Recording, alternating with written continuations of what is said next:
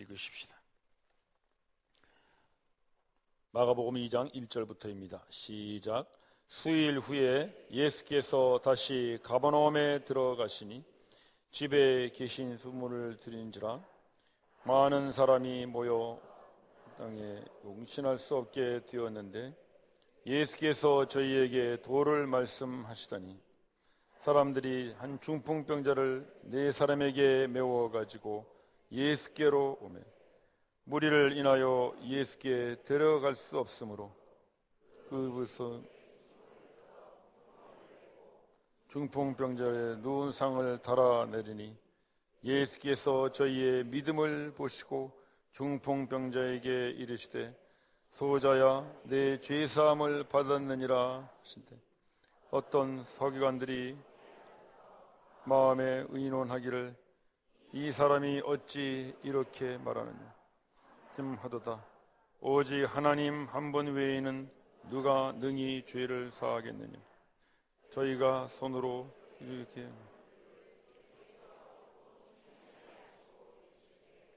어찌하여 이것을 마음에 흠하느냐 중풍병자에게 죄 사함을 받았느니라 하는 말과 일어나 내 상을 가지고 돌아가라 하는 말이 어느 것이 쉽겠느냐 그러나 인자가 땅에서 죄를 사하여 무쇠는 것을 너희가 알게 하시라 하시나 중병자에게 말씀하시되 내가 내게 이르노니 이 문화 의견 곧 돌아가라 그가 일어나 곧 힘을 가지고 오는 저희가 다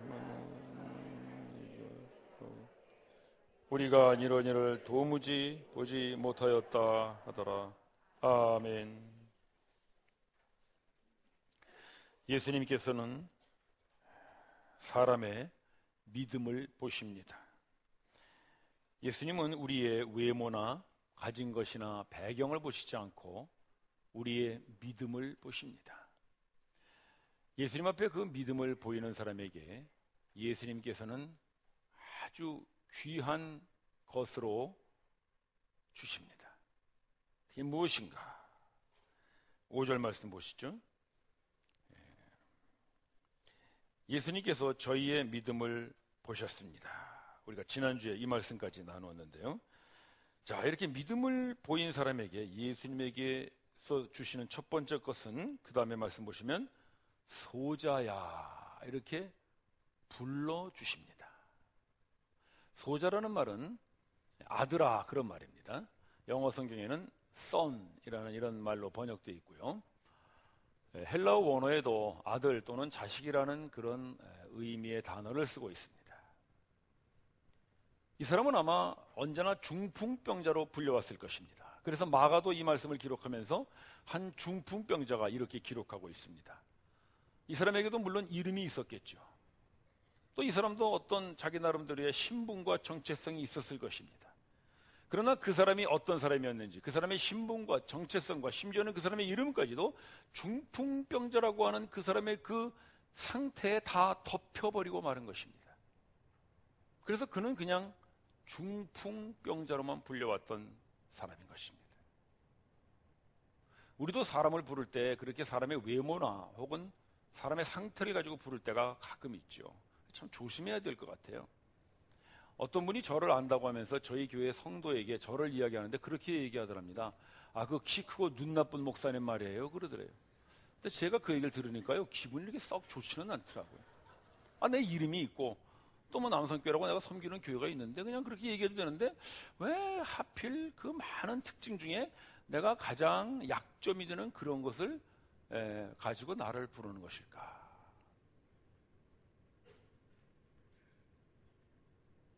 우리는 자주 다른 사람들을 볼 때도 그렇게 부를 때가 많죠. 저 뚱뚱한 사람이라든지 저 눈 찍 찢어진 사람이 있잖아 이런 말들. 한국 사람들 다 눈 찢어졌지만 안 찢어졌습니다. 저 광대뼈 툭 튀어나온 사람, 경상도 사람들 다 광대뼈 툭 튀어나왔잖아요. 뭐 그런 식으로. 근데 여러분 이것은요 그 사람의 인격을 사실은 무시하는 거죠. 예수님은 그 모든 사람이 중풍병자라고 부르는 그를 향하여 소자야 이렇게 불러주시는 것입니다. 아들아 이렇게 부르시는 거예요. 예수님 앞에 믿음을 보이는 그 사람에게 예수님께서 주시는 아주 중요한 것이 있는데 그것은 아들아라고 불러주시면서 그 속에 그를 향한 모든 사랑과 애정과 위로를 주시는 것입니다. 여러분 생각해 보십시오.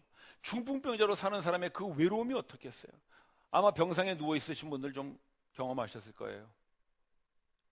참 이 몸이 아픈 것보다 이 외로운 거 견딜 수가 없죠. 또 몸에 고통도 있었을 것이고요.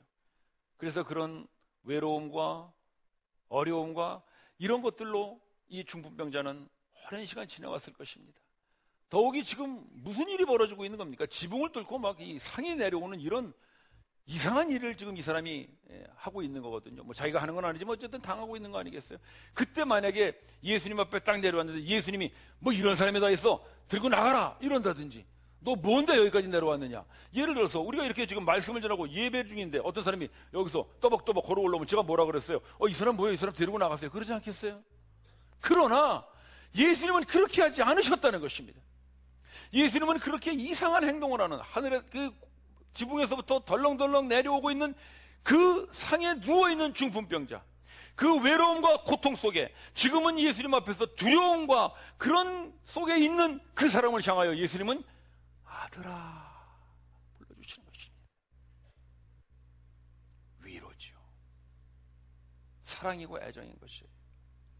제가 예전에 뉴질랜드 있을 때 그런 분 봤어요. 목사님이신데요. 이렇게 서서 설교를 하는데요. 그 아마 아들이었나 봐요. 이렇게 애가 뛰어나오더라고요. 우리 같으면 어떻게 했어요? 아이고 빨리 데려가. 이 애를 이렇게 보면 되겠습니까? 교회 학교 교사들 잘하시오. 이러지 않겠어요? 근데 이 목사님이 그 아이를 들러 앉는 거야. 안고 계속 설교를 하는 거예요. 그러니까 걔가 또 마이크를 바짝바짝 만지니까 말하는데 바짝바짝 소리도 나는데 아무도 거기에 개의치 않아요. 예수님은 그렇게 두려움과 겁을 먹고 있는 사람에게 아들아라고 부르십니다. 난 참 그 목사님이 존경스럽더라고요. 그 아이가 쫓아나오는데 너 왜 나오냐 들어가 이래버리면 그 아이에겐 그것이 오랜 동안에 아픈 상처로 남는 것이죠. 여러분 교회에서 아이들이 좀 왔다 갔다 하고 떠드는 거 뭐라고 하지 마십시오. 아이들이니까 그런 것입니다. 예수님은 우리 한 사람 한 사람들을 그렇게 보시는 것이죠.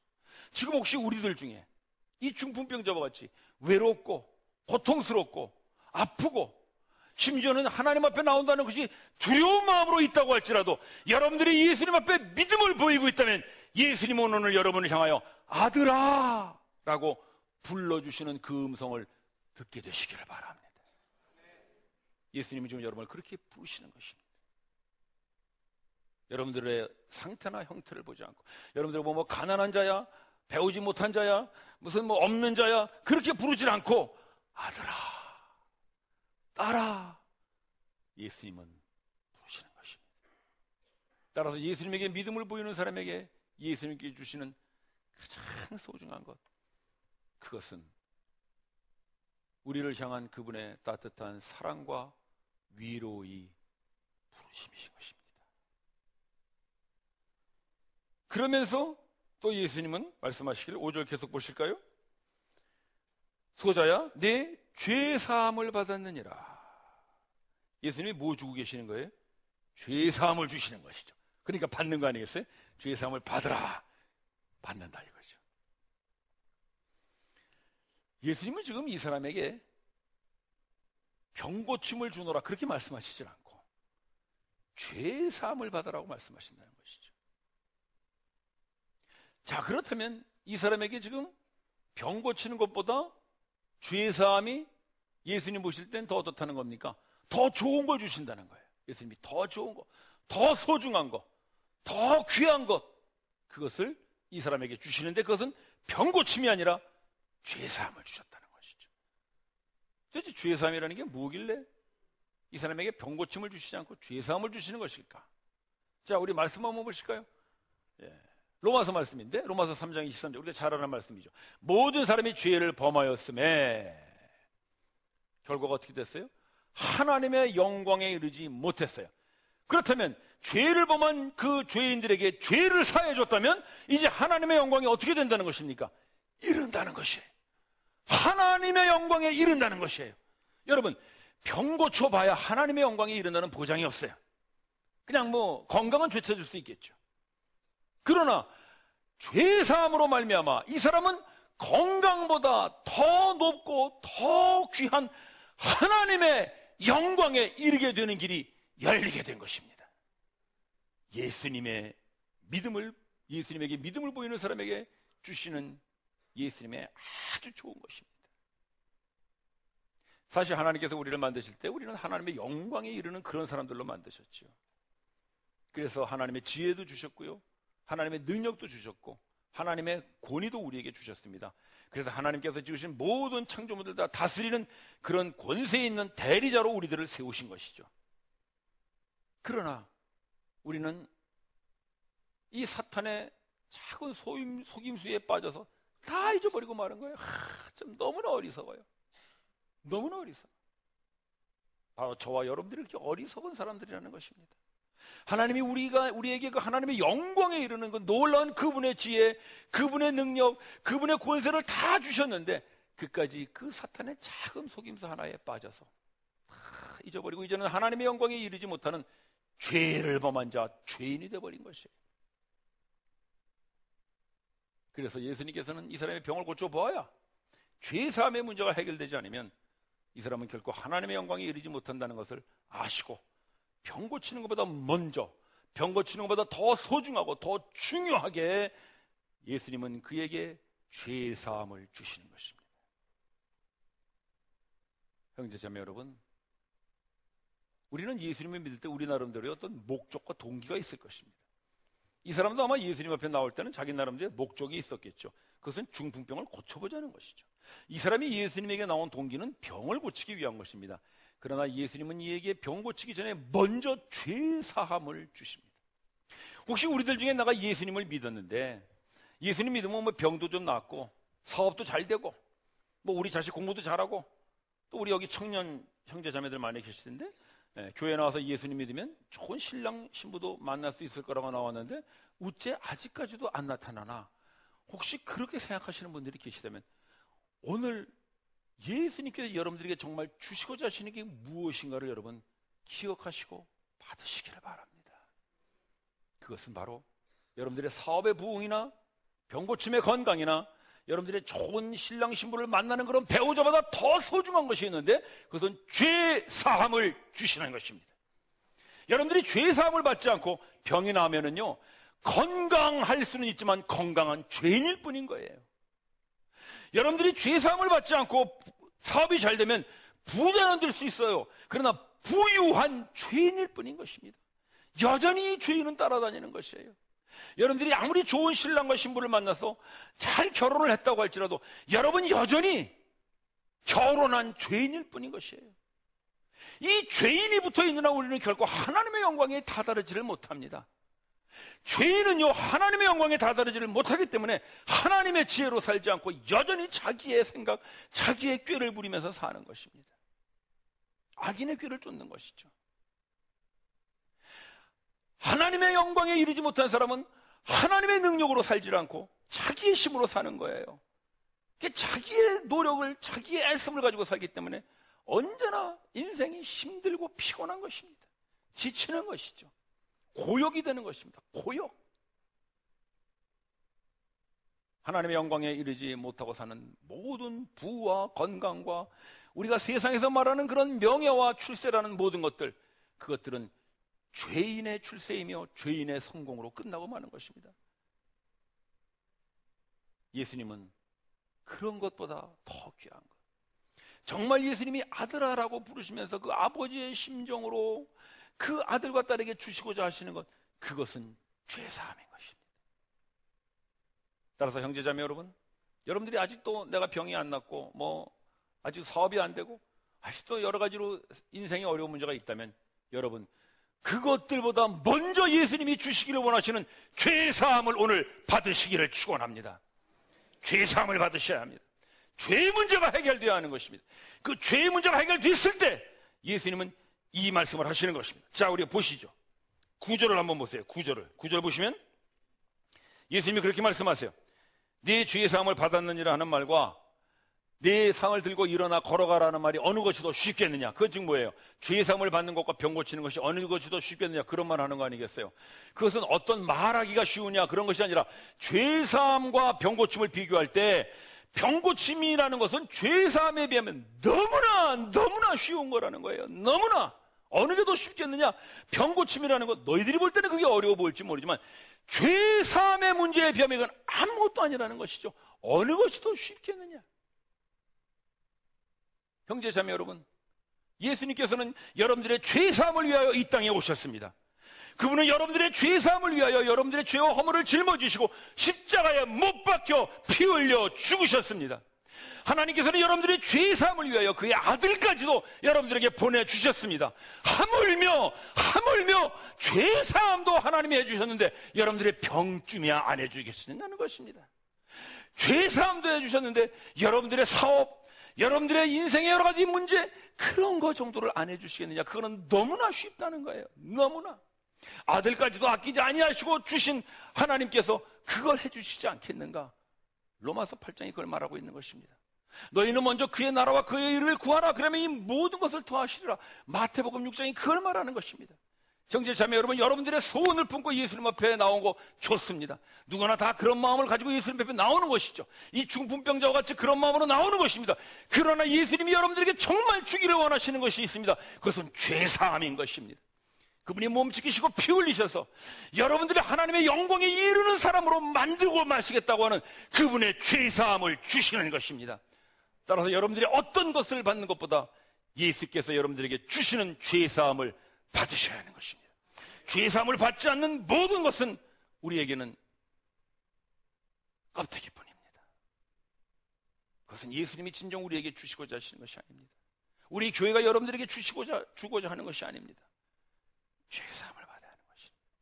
아무리 예수를 오래 믿고 아무리 교회를 오래 다녀도 나에게는 아직도 죄사함의 확신이 없다, 나에게는 아직도 죄의 문제 해결이 없다 하시는 분들, 오늘 예수를 믿으시고 예수님이 여러분들을 향하여 죄사함을 받으라 하시는 이 말씀을 믿음으로 받아들이십시오. 여러분들의 힘으로 죄사함이 되는 것이 아니고, 여러분들의 노력으로 죄사함이 되는 것이 아니고, 여러분 스스로가 죄사함을 받는 것이 아니라 예수님이 은혜로 여러분들에게 죄사함을 주실 때 여러분들은 그분의 공로로 죄사함을 받는 것입니다. 그래서 예수님께서 믿음을 보이는 사람에게 정령 주시기를 원하시는 것, 그것은 죄사함인 것입니다. 그 죄사함 받은 사람에게는 병 낫는 거, 그건 예수님에게 너무나 쉬운 것이고요. 사업의 문제, 인생의 문제, 가정의 문제, 자식의 문제, 그런 것들은 너무나 쉬운 것입니다. 오늘 주님께서 여러분들의 모든 그 죄의 문제를 해결하시는 죄사함의 복음이 여러분들에게 들려지도록 주시는 말씀을 들으십시오. 그분들에게 여러분들이 원하는 모든 것들을 이 중풍병자에게 이루어 주신 것 같이 이루어 주실 줄을 믿습니다.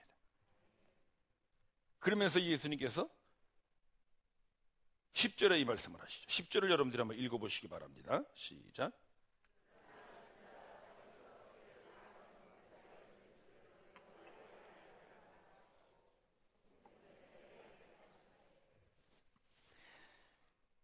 이제 예수님께서 죄사함을 얘기하시니까 이 유대 종교 지도자들이, 아니 저 사람이 뭐길래 죄사함을 얘기하는가, 병 고치는 것까지는 괜찮다 이거죠. 죄사함을 얘기하는가. 그래서 이제 쑥덕거리니까 예수님께서 그걸 아시고 하시는 얘기예요. 내가 병 고침을 얘기하기 전에 먼저 죄사함을 이야기하는 이유가 있다. 그것은 지금 뭐냐면은 내가 죄사하는 권세가 있는 사람이라는 걸 보여주는 것이다. 그 얘기를 하시는 것이죠. 그러나 그 당시 유대 종교 지도자들이 생각할 때에 죄사함을 하실 수 있는 분은 오로지 한 분, 하나님밖에 없다고 생각한 거예요. 그건 사실 맞는 얘기죠.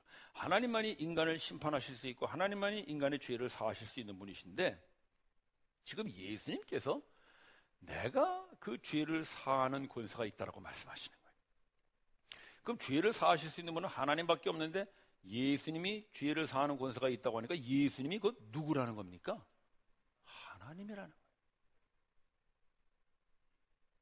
예수님이 하나님이라는 걸 보여주시는 거예요. 즉 예수님을 보는 사람은 누구를 본다는 것입니까? 하나님을 본다는 거예요, 여러분. 이것은 그 시대 사람으로서는 상상할 수 없는 말 아니겠어요? 그들의 그 위대한 구약의 조상들이 있잖아요. 뭐 아브라함, 모세, 다윗, 이런 그들의 정말 참 이 가장 존경하고 이 바라보는 그런 자기들의 조상들도 감히 하나님의 얼굴을 본 사람이 없거든요. 그런데 지금 예수님이 거기 앉으셔서 자기를 보여주시면서 그것이 하나님을 보여주는 거라고 얘기한다는 것이죠. 어디에서? 가버나움, 갈릴리, 그 저 시골 동네, 그 촌동네, 그 어촌, 그 자그마한 동네, 그것도 아주 보잘것없는 그 자그마한 한 시골집에 앉아서 예수님께서 내가 바로 그 하나님이다라고 말씀하시는 거예요. 그러면 지금 그 중풍병자 또는 그와 같이 온 그 친구들, 그 방에 있는 사람이 누구를 보고 있다는 것입니까? 하나님을 보고 있다는 거예요. 하나님을. 떨려서 그냥 하나님 얘기를 못 하겠어요. 하나님을 보고 있다는 거예요, 여러분. 예수님은 그걸 말씀하시는 것입니다. 우리가 믿는 예수, 그를 보는 사람은 하나님을 보는 사람인 것입니다. 우리가 요즘 신약 통독 아침에 하는데 계속 우리 예수님 보잖아요. 말씀에서 계속 보잖아요. 계속 하나님을 보는 거예요. 계속. 근데 하나님을 보는 게 뭐가 그렇게 대단하냐? 야, 하나님 저기 있다. 야, 멋있네. 그런 걸 얘기하는 것일까? 하나님을 본다는 게 도대체 무엇이길래 이게 이렇게 중요해서 예수님은 자기가 하나님이라는 걸 보여주시는 것일까? 창세기 말씀 제가 하나 보여드리겠습니다. 창세기 4장 7절 말씀인데, 이 말씀은 가인과 아벨 두 형제가 하나님 앞에 제사를 드렸는데, 형 가인의 제사는 받지 않으시고 동생 아벨의 제사를 받으시죠. 그때 가인이 화가 나는 거예요. 그래서 안색이 막 지금 푹 커졌어요. 멀개졌죠. 그러면서 뭐라고 그러냐면 낯을 피했어요. 하나님이 그러시죠. 너 왜 낯을 피하느냐 그러죠. 낯을 피했다는 말은 뭐냐면요, 나 당신 보기 싫소, 그런 말이에요.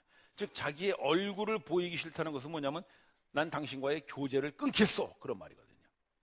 그러니까 지금 가인이 하나님 앞에서 낯을 이렇게 피했다는 것은 뭐냐면 이제 하나님과의 교제를 끊겠다는 것인데, 반대로 지금 예수님께서 나를 보는 자는 하나님을 보는 것이다라고 말하는 것은 지금 하나님께서 그들에게 뭘 보여주시는 거예요? 자기의 얼굴을 보여주시는 거거든요. 예수님의 얼굴을 보는 자는 하나님의 얼굴을 보는 것이니까, 반대로 하나님께서는 지금 그들에게 뭘 보여주시는 거예요?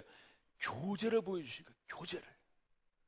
낯을 피하면 교제가 끊어지는 것인데 낯을 보여주니까 교제를 보여주시는 거예요. 근데 누구와의 교제를? 하나님과의 교제를 보여주신다는 것이죠. 즉 예수님께서 그 자리에 앉으셔서 내가 죄를 사하는 권세가 있다라고 말씀하시면서 자기가 하나님이시라는 걸 보여주시는 것은 그 사람들이 한 번도 보지 못한 그 하나님이 바로 예수님 안에서 나타나면서 드디어는 그 예수님을 통하여 하나님과의 교제를 이룰 수 있다는 걸 보여주시는 것입니다. 따라서 이 예수님을 통해서 하나님과의 교제가 회복된 사람에게는 놀라운 능력이 나타나는데, 그것이 바로 그 다음 말씀이에요. 이 마지막 말씀에 보면 하나님이 가인에게 하시는 얘기예요. 너에게 죄의 소원은 있으되, 죄의 소원이라는 것은 뭐냐면 우리 속에 모두 죄를 짓고 싶은 그런 어떤 원함이 있다는 거예요. 이 가인과 아벨의 사건은 아담과 하와가 타락한 이후의 사건 아닙니까? 타락한 모든 사람 속에는 죄에 대한 이런 원함이 있다는 것이죠. 우리도 다 그래요. 여러분들 지금 뭐 이렇게 점잖게 탁 앉아있지만 저는 다 알아요. 여러분 속에 다 죄의 소원이 있다는 걸 알아요. 네. 옆에 분 한번 살짝 보세요. 점잖게 잘생기셨죠? 죄의 소원이 다 있어요.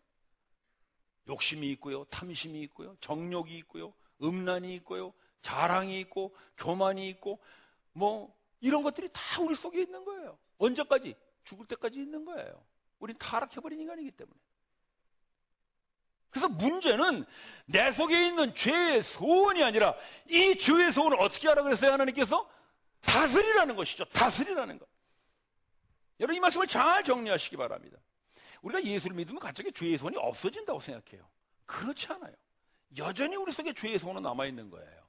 그런데 우리가 예수님을 믿고 새로워진다는 것은 뭐냐면 우리 속에 일어나고 있는 죄의 소원들, 우리 속에 일어나고 있는 이런 수많은 육신의 정욕, 안목의 정욕, 이생의 자랑, 사탄의 유혹, 세상의 어떤 유혹, 이런 모든 것들을 다스리는 능력이 주어지는 것, 그것이 바로 예수 믿는 사람에게 주시는 예수님의 가장 귀한 축복인 것입니다. 그게 어디서 이루어지느냐? 바로 하나님과의 교제에서 이루어진다는 것이죠. 하나님께서 낯을 그에게 비춰주셔서 하나님과의 교제가 이루어지는 사람은 비록 죄의 소원이 있다고 할지라도 그 죄의 소원에 넘어가지 않고 그 죄의 소원을 다스릴 수 있는 그런 능력과 절제와 또 권위가 생겨난다는 것입니다. 따라서 여러분 속에 있는 죄의 소원, 그걸 여러분 스스로가 없애려고 뭐 여러 가지 하지 마세요. 고행하고 그냥 괴로워하고 내가 왜 이럴까? 내 마음은 그렇지 않은데 내가 왜 이럴까? 여러분 왜 이러긴 왜 이래요? 당연한 거지. 성경이 그렇게 말하고 있는 거예요. 그래서 그런 마음들이 생기면 나는 역시 그럴 수밖에 없는 사람이구나 하면서 오히려 더 이것을 다스릴 수 있는 능력이 하나님과의 교제에 있음을 생각하시고 하나님과의 교제에 더 깊이 들어가시기를 바랍니다. 부부관계가 그런 것입니다. 여러분, 남편들이 왜 자꾸 김마담 집을 찾아가는 겁니까? 부부관계가 좋지 않으니까 김마담 집을 찾아가는 거예요. 뭘 우리 형제님들이 간다는 건 아니에요. 가는 사람들이 있어요. 우리 교회 사람은 아니고. 왜 그러느냐? 부부와의 교제가 잘 이루어지지 않기 때문에 교제 잘 이루어지는 쪽을 자꾸 찾아가는 거예요. 자매님도 똑같습니다. 왜 자매님들이 자꾸 바깥으로 나돌아다니겠어요? 남편하고 관계가 좋지 않으니까 자꾸 여기저기를 돌아다니면서 그 남편과의 좋지 않은 관계를 해소해 보려고 괜히 시간을 많이 보내요. 물론 우리 자매님들은 안 그런 줄로 믿습니다.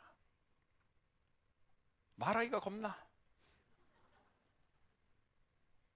여러분 다 그래요. 똑같은 거예요. 우리가 왜 자꾸 이런 정욕과 욕심과 유혹에 빨려 들어가느냐 이거예요. 하나님과의 교제가 깊지 않으니까 거기에 뭐 있나 이거죠. 거기에 뭐 있나. 여러분 속에 그런 마음이 생길 때마다 그걸 자꾸 여러분 힘으로 제거하려고 그러지 마시고 하나님과의 교제로 더 뜨거워짐으로써 그것들을 다스리는 참으로 능력 있는 신앙의 삶들을 살아가시기를 바랍니다. 예수님께서 그걸 주시는 거예요. 예수님께서. 그래서 예수님은 단순히 죄사함으로 끝나는 것이 아니라 이제는 그 죄의 소원이 일어난다고 할지라도 그것을 다스릴 수 있는 그런 능력과 생명력을 우리에게 주시는 분, 바로 하나님과의 교제를 우리 속에 이루어 주시는 분이신 것입니다. 따라서 형제자매 여러분, 우리가 예수님을 믿고 예수님으로부터 받기를 원하는 것, 그것은 여러분들이 어떤 소원 성취 이전에 먼저 예수님께서 주시고자 하시는 것을 받으셔야 하는 것입니다. 그것은 바로 우리를 향하여 아들아 딸아 불러주시는 그분의 따뜻한 사랑과 위로의 부르심입니다. 또한 예수님은 예수님 앞에 믿음을 보이는 사람에게 죄의 사함을 주시는, 그 죄의 문제를 해결해 주시는 것입니다. 그리고 계속해서 우리가 이 세상을 살아가면서 그 죄의 정욕과 죄의 유혹을 다스릴 수 있는 능력이 되는 하나님과의 깊은 교제를 예수님이 친히 이 땅에 오셔서 우리 속에 거하시며 우리와 함께 먹고 마시고 울고 웃으며 우리에게 주시는 것입니다. 오늘 여러분들이 예수님 앞에 믿음을 보여서 예수님께서 주시는 이 모든 것들을 받아 누려 승리하는 삶들을 살아가시기를 주님의 이름으로 축원합니다. 기도드리시겠습니다.